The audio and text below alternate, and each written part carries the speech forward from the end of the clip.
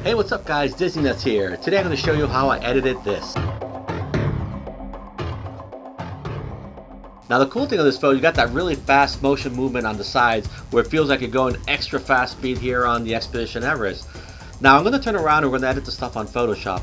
And I would say that the level of difficulty of this one is probably medium to high.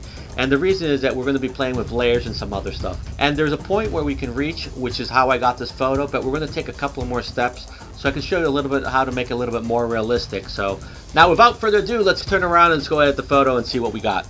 Let's do it. Okay, so we've opened up our photo here in Photoshop.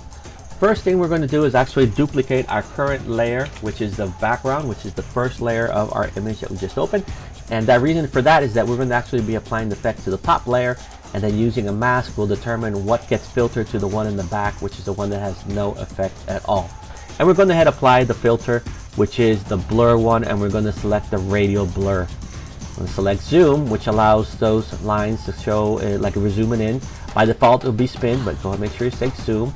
And we select quality best, and we're going to go a good 50 to 53. Let's go ahead with 50. Hit OK. Now depending on your computer and how fast it is, and depending how big the image is and all these other components, depends how long this process will take.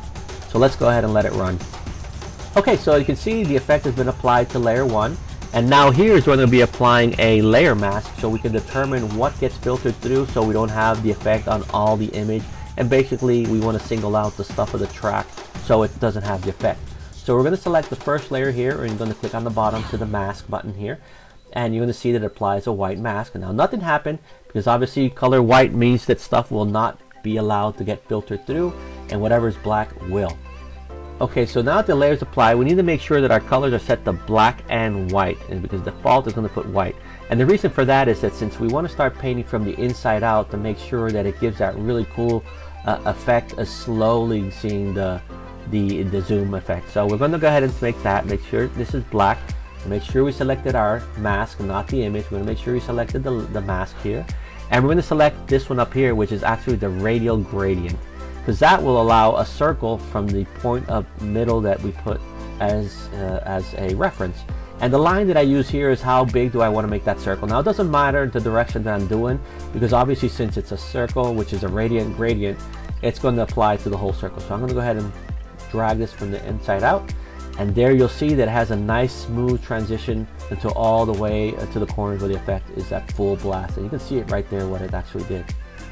Okay, so one final touch that I like to do on this photo here is actually the cart here. I don't want to give the effect on the cart. Now this is great, but I want to turn this off. So what I'm going to do is I'm going to select my brush.